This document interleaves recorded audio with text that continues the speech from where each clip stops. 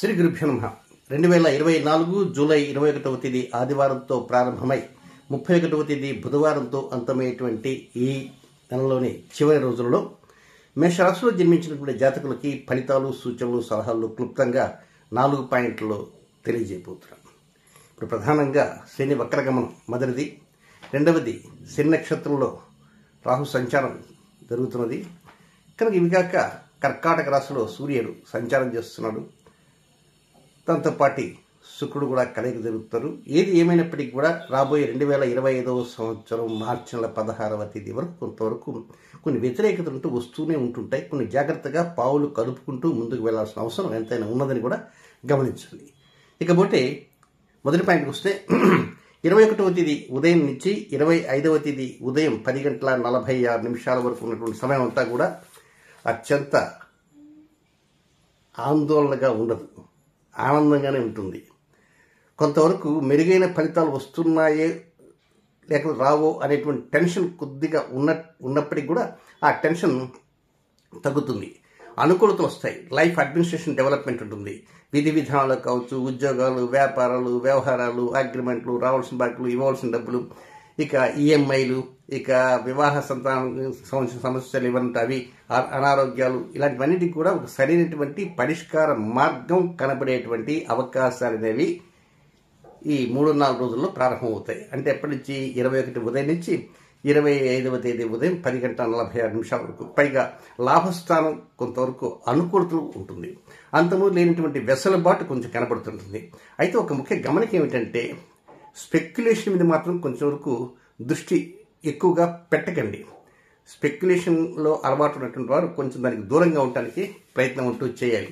ఎంచేతనంటే మీకు ధనస్థానంలోనే కుజుడు, గురువు రోహిణి నక్షత్రంలో వారి కలయిక జరగబోతున్నది కనుక కొంచెం అప్రమత్తంగా ఉండాలి. ఈ నెలలోనే ప్రారంభమవుతుంది ఆ కలయిక కనుక అదేంటి ఫైనాన్స్ హౌస్, డబ్బు, మాట తీరు కనుక అంతా బాగానే ఉన్నట్టుంటుంది. కానీ ఎక్కడో ఒక చోట చిన్న పొరపాటు జరిగిన కారణంగా కూడా అది వెనక్కి తగ్గేటువంటి అవకాశాలు ఉంటాయి. కనుక 21, 22, 23, 24, 25వ తేదీ ఉదయం 10:46 దాకా బెటర్మెంట్ రిజల్ట్స్ 48% నుంచి 65% వరకు అనుకూలతలు తప్పకుండా ఉంటాయని చెప్పడంలో సందేహం లేదు. ఇక రెండవ పాయింట్ 25వ తేదీ ఉదయం 10:46 ప్రారంభమై 27వ తేదీ మధ్యాహ్నం 1 గంట వరకు ఉన్నటువంటి సమయం మాత్రం ఇది కొంచెం ఖర్చుతో కూడుకున్నటువంటిది.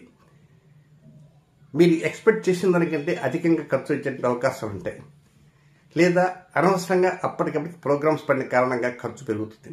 లేదా కంప్యూటర్ ఏదైనా చిన్న రిపేర్స్ అవటము, సెల్ ఫోన్ కింద పట్టము, లేకపోతే ఇంకేదైనా అర్జెంటుగా ప్రయాణం వెళ్ళటము, లేక హెల్త్ ఇష్యూస్ వచ్చి హాస్పిటల్కి పోవటము, లేక వెహికల్ ఏదైనా మొరాయించిన కారణంగా చిన్న సమస్య రావటం, లేదా కుటుంబంలో వ్యక్తులకు ఎవరికైనా చిన్న ప్రాబ్లం వచ్చినా అది కొంచెం డాక్టర్ తిరిగిపోతే ఏమవుతుంది, ఆ టెస్ట్ ఈ టెస్ట్ అంటారు. మొత్తం మీద డబ్బు విషయంలో కొంచెం ఖర్చు పెరుగుతుంది.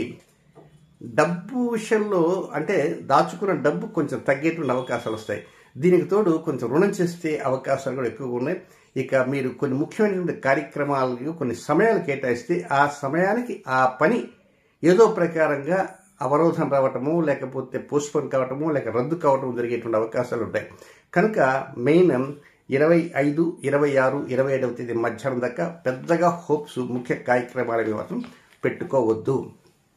నెక్స్ట్ మూడవ పాయింట్ ఎప్పుడంటే 27వ తేదీ మధ్యాహ్నం 1 గంట దగ్గర నుంచి 29వ తేదీ సాయంత్రం 4:46 వరకు ఉన్నటువంటి సమయం మాత్రం ఇది జల్సాగా ఉంటుంది. మంచి అనుకూల పరిస్థితులు వచ్చినట్టుంటాయి. తరచుగా మృష్టాన్న భోజనాలు బట్టి, లేకపోతే పిక్నిక్స్ వెళ్ళటము, లేకపోతే మంచి మంచి హోటల్స్కి వెళ్ళటము, లేదా సరదాగా స్నేహితులతో కావచ్చు, కుటుంబ సభ్యులతో కావచ్చు మానసికంగా చాలా సంతృప్తికరంగా ఉంటుంది. సుఖ సంతోషాలతో ఉండే అవకాశాలు ఉంటాయి. మానసిక సుఖం ఉంటుంది, శారీరక సుఖం ఉంటుంది, చాలా వరకు ఆనందం వచ్చి పడుతుంటుంది. అయితే ఎక్కడి నుంచి వస్తుంది అనేది మాత్రం అది కొంచెం ప్రశ్నార్థకమే ఉంటుంది. కానీ ఏదేమైనా కొంతవరకు అనుకూల పరిస్థితులు చక్కగా ఉంటాయని చెప్పడంలో సందేహం అంటూ ఏమీ లేదు. అయితే ఒక్కోసారి ఏమిటంటే అక్కడ ముఖ్యంగా ఈ మూడవ పాయింట్లో 28వ తేదీ ఆ రోజు ఆదివారం, 28వ తేదీ ఆదివారం ఆ రోజు ఉదయం నుంచి చూస్తే భరణి నక్షత్రం ఉంటుంది. భరణి అంటే అది శుక్రుడు యొక్క నక్షత్రం. ఆ శుక్రుడు నక్షత్రం ఉంది కనుక ఆ శుక్రుడే మీ జన్మ రాశిలో ఉంటాడనమాట. కనుక ఈ శుక్రుడు ఒక్కోసారి ఏమవుతుందంటే ఆ రోజున ఏదైనా సరే ఒక కొత్త అంశాలపైన దృష్టి పెట్టాలి. 28వ తారీఖు సుమ ఏదైనా ఎవరితో అయినా సరే కొంచెం వెళ్ళేసి ఏదన్నా కొంత జూద సంబంధమే కావచ్చు, లేక ఏదన్నా ఇతరంగా కొంత స్నేహితులతో గానా భజానా వంటికి వెళ్ళడానికి ఇలాంటి వాటిపైన దృష్టి తగిలే అవకాశం ఉంది. కనుక ఆ దృష్టిని కొంచెం తగ్గించుకోవటానికి ప్రయత్నం చేయండి. సండే కాబట్టి వీకెండ్ సరే ఏదో కొంచెంవరకు నెలంతా కష్టపడ్డాం కదా 20వ తారీఖు పూట ఏదో పార్టీ చేసుకుని అది చేసుకొని అనుకునేవారు ఉంటారు. కానీ ఆ పార్టీలో చిన్నపాటి లోపాలు తలెత్తేటువంటి అవకాశం ఉన్నాయి కనుక వాటికి కొంచెం దూరంగా ఉండాల్సిన అవసరం ఉందని వెళ్ళండి. పార్టీ మానుకోవద్దు, వెళ్ళండి, కానీ దానికి అక్కడ ఏదైనా చేసినా లిమిటెడ్గా ఉండాలి. అది ఓవర్గా ఏది ఉండకూడదు. అక్కడ మాట్లాడటం కూడా లిమిటెడ్గా మాట్లాడండి. ఏదైనా తిన్నా కూడా లిమిటెడ్గా తినండి. ఎవరితో అయినా పొరపాటున చిన్నపాటి పేచి వచ్చినా లిమిటెడ్గానే మాట్లాడండి. అంతే తప్ప స్థాయి దాటి మాత్రం ఎక్కడ ఏది చేయొద్దు. అంతా కూడా లిమిటెడ్గా తప్ప అన్లిమిటెడ్ అనేది మాత్రం పనికిరద్దు. ఇప్పుడు 28వ తేదీ ఆ రోజు సండే. నెక్స్ట్ చివరిగా ఉన్నటువంటి 4వ పాయింట్ 29వ తేదీ సాయంత్రం 4:46 నుంచి 31వ తేదీ అర్ధరాత్రి వరకు ఉన్నటువంటి సమయం మాత్రం ఇది కొంచెం అయిపోయినాయి డబ్బులన్నీ, నెలాఖరు వచ్చేసింది, ఇంకేమున్నాయి కనుక బ్యాలెన్స్ అయిపోయింది.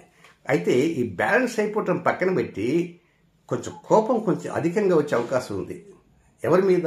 కుటుంబ వ్యక్తుల మీద రావచ్చు, లేదా మీరు ఎవరినైతే డబ్బు కావాలడుగుతారో వారు నో అన్నాను వారి మీద కోపం వస్తుంది. కనుక ఆవేశం పనికిరాదు. ఆవేశం చాలా అనర్థదాయకం. మామూలు రోజుల ఆవేశం వేరు, పైగా ముఖ్యంగా 29వ తేదీ సాయంత్రం దగ్గర నుంచి 31వ తేదీ అర్ధరాత్రి వరకు కొంతవరకు ఆవేశం తగ్గించుకునే ప్రయత్నం చేయండి. కొంచెం కంటి విషయాల్లో కూడా కొంచెం జాగ్రత్తలు తీసుకోండి. పొరపాటు ఏదైనా వేసి కన్ను వేసి రుద్దుతుంటారు కొంచెం జిలగా ఉందని చెప్పి, అలాంటి పనులు చేయకండి. కొంచెం కుటుంబ వ్యక్తులతో కొంత సరదాగా ఉండడానికి ప్రయత్నం చేయండి తప్ప భీష్మించుకుని కూర్చోడానికి మాత్రం ప్రయత్నాలు చేయకండి. చాలా వరకు వ్యతిరేకతలు పనులు చూపేటువంటి అవకాశాలంటూ ఉన్నాయి. అయితే ఇక్కడ ఈ 21వ తేదీ దగ్గర నుంచి నెలాఖరు దాకా ఉన్నటువంటి మొత్తం సమయంలో కొన్ని నక్షత్రాల వారికి కొన్ని సమయాలంటూ వ్యతిరేకంగా ఉన్నాయి. ఆ సమయాలు ఎప్పుడో చెప్తాను. అశ్విని నక్షత్ర జాతకులకి మధ్యలో అనుకూలతలు ఉన్నప్పటికీ కూడా ఈ సమయం మాత్రం కొంచెం వ్యతిరేక సమయం. అశ్విని నక్షత్ర జాతకులకి 24వ తేదీ సాయంత్రం 6:14 దగ్గర నుంచి 25వ తేదీ సాయంత్రం 4:46 వరకు ఆ సమయం కంప్లీట్ వ్యతిరేక సమయము. కొనుగోలు అలాంటివి ఏమీ చేయొద్దు, అది ఎగెన్స్ట్ స్టార్. అలాగే భరణి నక్షత్రంలో జన్మించిన జాతకులకి 25వ తేదీ సాయంత్రం 4:46 నుంచి 26వ తేదీ మధ్యాహ్నం 2:30 వరకు అది కూడా అనుకూలమైన సమయం కాదు. ఇక కృత్తికా నక్షత్రం మొదటి పాదంలో జన్మించినటువంటి మేషరాశిలో జన్మించిన జాతకులకి 26వ తేదీ మధ్యాహ్నం 2:30 నుంచి 27వ తేదీ మధ్యాహ్నం 1 వరకు కూడా అనుకూలమైన సమయం కాదని కూడా గ్రహించాలి. సో మొత్తం మీద ఏతావాత చెప్పొచ్చేది అంటే ఈ నెలలో ఉన్నటువంటి 4 పాయింట్లలో మొదటి పాయింట్ మాత్రం అద్భుతంగా ఉంటుంటుంది. దాని తర్వాత 3వ పాయింట్ కూడా కొంచెం అద్భుతంగా ఉంటుంది. కానీ లాస్ట్ మాత్రం 28వ తేదీ కొంత జల్సాలు చేసేటైతే మాత్రం కొంచెం కంట్రోల్లో జల్సాలు చేయడానికే ప్రయత్నం చేయండి. కనుక అది నియంత్రణ అంతా మీ చేతుల్లో ఉండాలి. అంతే తప్ప స్థాయి మరచి ఎక్కడ ప్రవర్తించకుండా ఉండాల్సిన అవసరం ఉందని కూడా గమనించి. నిశ్చేతనంటే మీ రాశి అధిపతి ఎవరు? కుజుడు. ఆ కుజుడే గురువుతో కలవబోతున్నాడు. ఎక్కడ కలవబోతున్నాడు? ధనస్థానంలో రోహిణి నక్షత్రం కలబోతున్నాడు. అది మంచిదిగానే ఉంటుంది అనుకోవచ్చు, కానీ కొన్ని సమస్యలంటూ ఉండే సూచనలు ఉన్నాయి. శని వక్రగమన సందర్భంగా ఆయన యొక్క చూపు కూడా ఉంది. కానీ కొంతవరకు జాగ్రత్తలు తీసుకుంటూ చెప్పేటువంటి పరిహారాలు పాటించే ప్రయత్నం చేయండి. ఇక ముఖ్యంగా వేపాకు స్నానం అనేది ఈ రాశి ఫలితాల వీడియో కాగానే చెప్తాను. ఆ వేపాకు స్నానం ఏ రోజుల్లో చేయాలనే విషయాన్ని కూడా తెలియజేస్తాను. తప్పకుండా ఆయా స్నానం చేయడానికి ప్రయత్నం చేయండి. ఇక ముఖ్యంగా లలిత త్రిశతికి సంబంధించినటువంటి ఒక 60 బీజాక్షర నామాలు ఉన్నాయి, హ్రీం బీజాక్షర నామాలు. వాటిని కూడా తప్పకుండా ప్రతిరోజు నిత్యం పఠించడానికి ప్రయత్నం చేయండి. చేతనంటే శని వక్రగమనం ఆయన కర్మ ప్రభు. ఆయన దాదాపుగా 4 స్టేజీల్లో ఆయన వ్యతిరేకతలు పైకి ఎత్తి చూపడానికి అవకాశాలు ఉంటాయి. ఆ 4 స్టేజ్లు ఇన్ కేసు మీరు ఎక్కడన్నా కనపడ్డారనుకో, కొంచెం ఆయన రెచ్చిపోకుండా ఉండటానికి, కొంచెం మనకు అనుకూలత రావడానికి ఆ లలితాదేవిని ప్రార్థనాపూర్వకంగా చేయడానికి ప్రయత్నం చేయండి. శుభం.